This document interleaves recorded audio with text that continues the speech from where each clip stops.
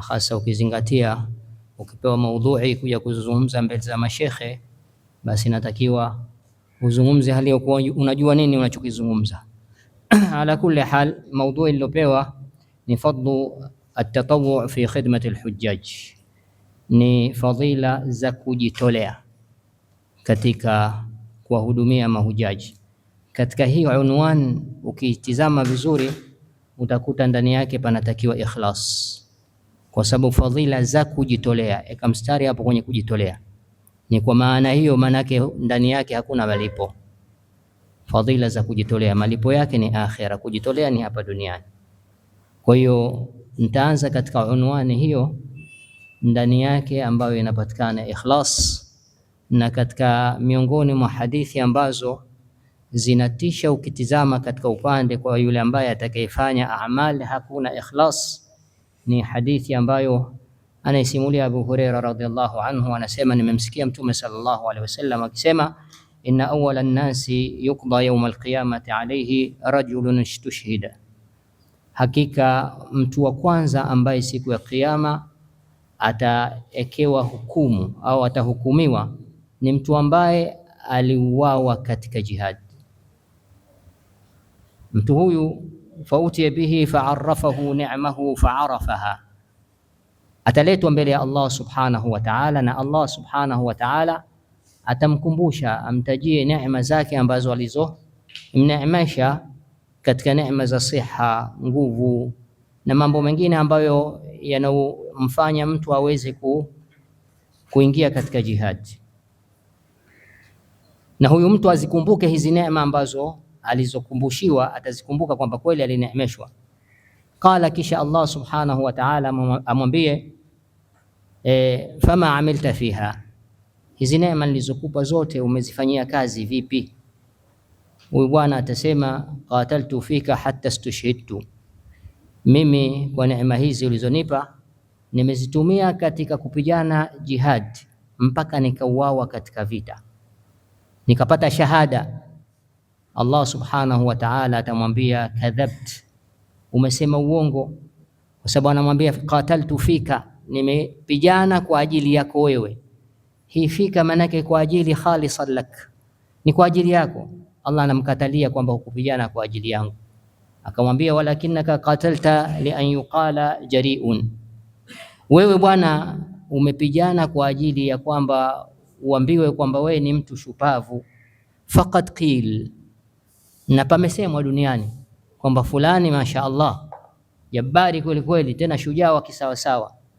Thumma umira bihi fasuhiba ala wajhihi hatta ulqiya fi an-nar, kesi yake imekwisha, waamrishwa malaika wamkokote kwa uso wake mpaka wamtie katika moto wa Jahannam. Ni kwa sababu tu amekosa ikhlas katika amali yake ya jihad, wakati jihad ni dhirwati sanami al-Islam, ndo kilele cha Uislamu. Kwa amali tukufu kama hii, mtu kapigana mpaka kauawa, lakini mwisho wake kenda motoni kwa sababu kakosa ikhlas. Na sio kakosa ikhlasi tu, usiitue, kakosa ikhlas, kwa sababu ikhlas si jambo dogo.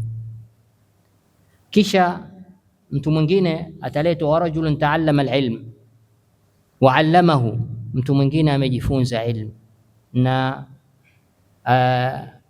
akaifunza elimu hiyo.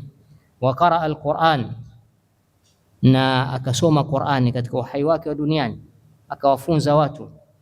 Fautiya bihi fa'arrafahu ni'mahu fa'arafaha, ataletwa siku ya kiyama, Allah atamkumbusha neema zake alizomneemesha, kwa kwamba amempa fursa, amesoma, akaelimika, akajua, akawa ni mwenye itqan katika kusoma Qur'ani na mfano wake na masomo mengine. Ataambiwa na Allah, fama amilta fiha, ulifanya nini kwa ile elimu nilokupa? Ajibu huyu mtu aseme, ta'allamtu al-ilma wa 'allamtuhu wa qara'tu fika al-Qur'ana, mimi nimesoma elimu nikaifunza kwa watu na nikasoma kwa ajili yako Qur'an. Qala kadhabt, Allah anamkadhibisha pia na huyu anamwambia umesema uongo. Walakinaka ta'allamta al-ilma liuqal alim, wewe umesoma bwana ili watu waseme fulani ni mwanachuoni. Wa qara'ta al-Qur'ana liuqalu huwa qari, na umesoma Qur'ani ili kwamba watu waseme kwamba yule masha Allah ni msomaji hasa, si maskhara. Faqad qila, na pamesemwa, watu wamekusifu sana duniani, unajulikana.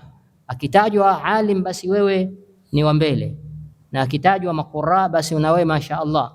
Thumma umira bihi fasuhiba ala wajhihi hatta ulqiya fi an-nar, kisha naye paamrishwe malaika wamkokote kwa uso wake mpaka wamtie katika moto, waliyadhu billah. Tena aletwe mtu mwingine watatu, wa rajulun wasaa Allahu alayhi wa atahu min asnafi almali kulli, mtu ambaye Allah amempa wasaa wa mali, akampa aina za mali tofauti, viwanja, mali za ardhi, mali za baharini, mali za nchi kavu, mali za angani, za kila aina. Fautiya bihi faarafahu ni'mahu faarafaha, ataletwa Allah atamkumbusha neema zake alizomneemesha hizo, na yeye azikumbuke, azikiri. Alafu aulizwe fama amilta fiha, umefanyia kazi vipi neema hii ya mali nilokupa? Qala ma taraktu fi sabilin tuhibbu an yunfaqa fiha, mimi sikuacha katika njia yoyote ambayo wewe Mola wangu unapenda kwamba watu watoe, illa nafaqtu fiha lak, isipokuwa mimi nimetoa mali yangu hiyo kwa ajili yako. Allah mwambie kadhabt, umesema uongo, hukutoa kwa ajili yangu. Walakinnaka fa'alta liyuqal huwa jawad, wewe umefanya hivyo ili kwamba pasemwe kwamba bwana mtu fulani karimu sana masha Allah. Huendi akakurejesha, huendi na jambo lako la kheri basi akalirudisha nyuma. Faqad qil, na yameshasemwa, thumma umira bihi fasuhiba ala wajhihi, kisha pataamrishwa atakokotwa kwa uso wake. Thumma ulqiya fi an-nar wal'iyadhu billah, kisha atiwe motoni. Sasa Allah subhanahu wa ta'ala, Mtume sallallahu alaihi wasallam amewataja watu wa aina tatu, na wote hao wako katika neema kubwa, neema ya jihad. Wamefanya amali kubwa, amali ya kusoma elimu na kusomesha. Khairukum man ta'allama al-Qur'ana wa 'allama. Na mwingine kapewa mali kaitumia katika njia ya Allah subhanahu wa ta'ala, ambayo mali kama hiyo walipewa baadhi ya watu masahaba na wakabashiriwa pepo wakiwa duniani, kama Uthman bin Affan alivyonunua kisima cha maji Madina cha Myahudi. Mtume sallallahu alaihi wasallam akasema, ma dharra Uthman ma fa'ala ba'da al-yawm, ma dharra Uthman ma fa'ala ba'da al-yawm, ma dharra Uthman ma fa'ala ba'da al-yawm, mara tatu, kuonesha kwamba hakuna kitakachomdhuru Uthman kwa ya hili jambo alilofanya leo. Kwa maana hiyo ni kwamba hii ni bishara ya pepo, katumia mali yake kaweza kuingia peponi. Na sisi tumepewa fursa hii, ni neema mimi na wewe kupewa fursa ya kwamba kila mwaka tunakwenda hija, tunakwenda kuwahudumia mahujaji. Hii ni fursa na ni neema ambayo Allah subhanahu wa ta'ala siku ya kiyama atakwenda kutusimamisha kama alivyowasimamisha hawa, na atakwenda kutuuliza kwamba mimi nimekupa fursa fulani, wenzako walikuwa wanaitaka kwa udi na uvumba lakini wameshindwa kuipata. Mimi nimekupa, umefanyia kazi vipi? Vipi umeweza kuwahudumia mahujaji? Wewe unaondoka hapa kama khadim, ni mwenye kuwahudumia mahujaji. Hukuondoka hapa kama kwamba wewe ni kiongozi, kwamba wewe utumikiwe wewe, la, wewe ni kiongozi lakini wa kuwatumikia mahujaji. Na hii kazi ya khidma ya mahujaji haikuanza leo. Hii kazi ilianza zamani, hata kabla maulidi nabii sallallahu alaihi wasallam, hata kabla ya kuzaliwa Mtume sallallahu alaihi wasallam. Kwa waliosoma sira wanafahamu kwamba kuna kitu kinaitwa siqaya na rifada. Siqaya ni kuonyesha maji mahujaji, na rifada ni kuwapa chakula mahujaji. Hizi kazi zilikuwepo kwa makabila ya Makka, na ilikuwa sidana ambayo sio maudhui yetu, ambayo ni kazi ya kuhifadhi na kuhudumia al-Kaaba pamoja na kushika funguo yake. Sasa lakini sisi inatuhusu mbili, siqaya na rifada. Ijapokuwa sisi hatuwalishi mahujaji wala hatuwanyweshi mahujaji. Mahujaji wanajilisha wenyewe na wanakunywa wenyewe kwa pesa zao. Tusijidanganye kwamba eti sisi tunawalisha mahujaji. Sisi hatuwalishi mahujaji. Anemlisha hujaji ni yule anayetoa fedha yake mfukoni halafu akamlisha. Sisi tunawahudumia mahujaji kwa fedha zao wenyewe walizozitoa. Hilo shote ulifahamu. Lakini sasa hili walokuwa wakilifanya Makuraish wa Makka walikuwa wanatoa fedha zao wao wenyewe. Panatengenezwa mahodhi ya ngozi yanawekwa katika ule uwanja wa Al-Kaaba, halafu watu wanakwenda kuchota maji masafa ya mbali katika visima, wakiyaleta pale Makka kwa shida ya maji ilikuweko. Isitoshe, si maji matupu, ilikuwa wanachanganya na tende na zabibu ndani yake. Kwa maana hiyo, maanake wanawafanyia sharbati, mahujaji wanakunywa sharbati. Pia wanawakushanyia vyakula, wanawapa kwa wale mahujaji ambao maskini hawawezi kujihudumia, wanapewa vyakula. Na hayo yanafanyika mpaka hivi leo. Wako watu wanaotoa vyakula bure pale Makka. Lakini mimi na wewe kama ni magrupu tunawahudumia hujaji kwa kuwatumikia, lakini sio kwa kutoa fedha zetu. Kwa hiyo jua kwamba tunawahudumia kwa njia hiyo, inatakiwa tuwahudumie kwa ikhlas na kwa mapenzi ya hali ya juu na kwa unyenyekevu wa hali ya juu, ukizingatia kwamba unamhudumia nani huyu unamhudumia. Lazima umtizame position yake kwa Allah subhanahu wa ta'ala. Huyu unamhudumia ni dhaif min dhuyufi arrahman, ni mgeni wa Allah. Kama leo utapewa mgeni na rais akwambia hebu mchukue mgeni kamhudumie, kaa naye siku 3 nyumbani, unadhania wewe ile service utakayompa itakuwa na kiwango cha hali gani? Kama wewe una uwezo utafanya kadri ya juhudi yako ya mwisho kumpa kiwango cha juu ili upate sifa kwa mheshimiwa. Sasa huyu unayemhudumia kuliko huyo mgeni wa rais au mgeni wa mfalme, unayemhudumia ni dhaifu Allah subhanahu wa ta'ala. Na hayo ameyazungumza Mtume sallallahu alaihi wasallam katika hadithi ambayo anaisimulia sahaba Abdullah ibn Umar. Anasema Mtume sallallahu alaihi wasallam, alghazi fi sabilillah walhajj ila baitillahi walmu'tamir,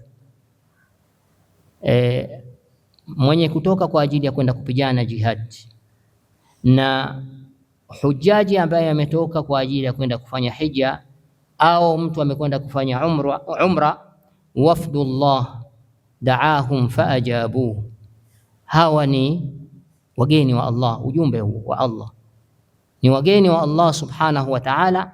Allah amewaita na wao wakamuitika Allah subhanahu wa ta'ala. Sasa hawa wageni ndio mimi na wewe tunakwenda kuwahudumia, ijapokuwa na wewe umeingia katika hao dhuyufur rahman, lakini wewe umekuwa ni dhuyufur rahman, lakini bado umevaa kofia ya kuwahudumia hao wenzako wenye sifa kama wewe ya ugeni wa Allah subhanahu wa ta'ala. Kwa hiyo hatuna budi kustash'ir hadhihi almas'uliyya, hatuna budi kuhisia kwamba haya masulia ni adhima, ni masulia makubwa sana, na unaowahudumia hawa siku ya Kiyama watakwenda kukusimamisha katika kile ambacho walikupa majukumu, na wewe utakwenda kuulizwa kwa hilo. Pia kuwahudumia mahujaji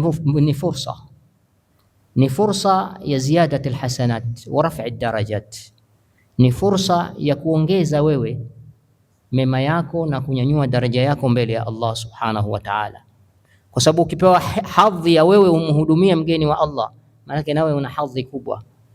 Kwa kama utaweza kuwahudumia ipasavyo, wewe utakuwa umeongeza khairi zako na umenyanyua daraja zako, hasa ukizingatia pamekushanyika ndani yake tukufu za aina 3: sharaful makan wa sharafu zaman wa sharafu makhdum. Sharaf, utukufu wa zama, kwa sababu uko katika ashhurul hurum. Tunafahamu ashhurul hurum ni 4, ikiwemo mfungo pili, mfungo 3 na Muharram. Sisi tuko kule kwenye mfungo pili na mfungo 3. Pia uko katika ardhi iliyokuwa takatifu ya Makka au ardhi ya Madina, zote ni ardhi takatifu. Pia huyu unayemhudumia ana sharaf, ni mgeni wa Allah subhanahu wa ta'ala, na ni kitu ambacho mukarrar katika sheria ya kwamba panapokushanyika pahali au pakiwepo kitu kwamba hapa kuna sharafu zaman, basi amali zinakuwa zina ujira mkubwa. Kama mathalan uko katika mwezi mtukufu wa Ramadhani, Amali inayofanywa ndani ya mwezi mtukufu wa Ramadhan sio ujira sasa na amali inayofanywa nje ya mwezi mtukufu wa Ramadhan. Amali inayofanywa katika Lailatul Qadr ni sharafu zaman, hailingani na amali inayofanywa nje ya Lailatul usiku mwingine. Amali zinazofanywa katika siku 10 za mfungo tatu ambazo Mtume sallallahu alaihi wasallam kasema kwamba hakuna amali itakayofanywa yote itakayozidi ubora wa amali itakayofanywa katika siku 10. Hii ni sharafu zaman, na sharafu makani ni Makkah. Buqaa tahira ni sehemu iliyokuwa tahir na sehemu ambayo ina miko yake, kiasi ambacho Allah subhanahu wa ta'ala hamtii makosani mtu anayeazimia kufanya kosa mpaka pale atakapolifanya ndio utatiwa makosani. Lakini kwa sharafu al-ard al-makan, Makkah, mtu anatiwa makosani hata akiwa hajafanya kosa. Ile kaazimia tu ndani ya nafsi yake azma iliyokuwa musammam kwamba anataka kufanya jambo fulani, basi Allah tayari kishambebesha dhimma. Allah anasema waman yurid fihi biilhadin nudhiqhu min adhabin alim. Yurid, hakufanya huyo, ametaka tu kufanya uovu. Nudhiqhu min adhabin alim, tutamuonjesha adhabu iliyokuwa kali, tena kali. Kwa hiyo kama pahali pamekushanya sharafu hizo, halafu wewe ukahudumia khidma katika sharafu hizo, sharafu al-makan wa sharafu zaman wa sharafu al-makhdum, manake wewe ni fursa kubwa hii ya kunyanyua khairi zako na daraja zako mbele ya Allah subhanahu wa ta'ala. Istoshe wewe umebeba jukumu. Unapobeba jukumu lolote utakalolibeba, sawa, hii hadithi haifungamani na hija ya sasa hivi nitakayoitaja, inafungamana na jukumu lolote Muislamu atakalotawala. Ikiwa wewe ni imamul masjid, ikiwa wewe ni sheha, ikiwa wewe ni waziri, ni raisi, wewe ni mudiri katika mahad, ni mwalimu wa mahad au mwalimu wa skuli, mwalimu, mfanya kazi kazini, ofisi yoyote, mwajiriwa, kila mmoja ana majukumu kaipewa. Sasa sikiliza, Mtume sallallahu alaihi wasallam anasema katika hadithi anayosimulia mama Aisha radhiallahu anha, anasema Mtume sallallahu alaihi wasallam, tena kwa kuomba dua, sio kwa habari, la, kwa kuomba dua. Anasema Allahumma man wuliya min amri almuslimin, au Allahumma man wuliya min amri ummati shay'a, ewe Mola, yoyote ambaye utakayemtawalisha katika jambo lolote katika ummati wangu, fashakka alaihim fashkuk alayhi, halafu akawatia taabuni, akawatia katika mashaka, katika shida, basi na wewe mtie katika shida. Waman wuliya min amri ummati shay'an farafaqa bihim farfuq bih, na yeyote utakayempa wadhifa, ukampa madaraka yoyote kwa ummati wangu, halafu akawafanyia upole, basi na wewe mfanyie upole. Sasa hii ni hadithi ambayo ya kuweka mbele ya macho yetu. Wewe ukiwatia watu shida kwa section yoyote utakayokuwa nayo, basi Mtume sallallahu alaihi wasallam kisha kuombezea kwamba na wewe Allah akutie katika shida.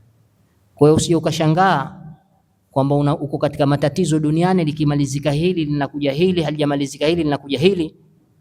Tambua pengine ni kwa sababu ya wewe section uliopewa, utawala uliopewa, unawafanyia watu shida, unawatesa watu kwa sababu ya mansibi yako uliokuwa nayo.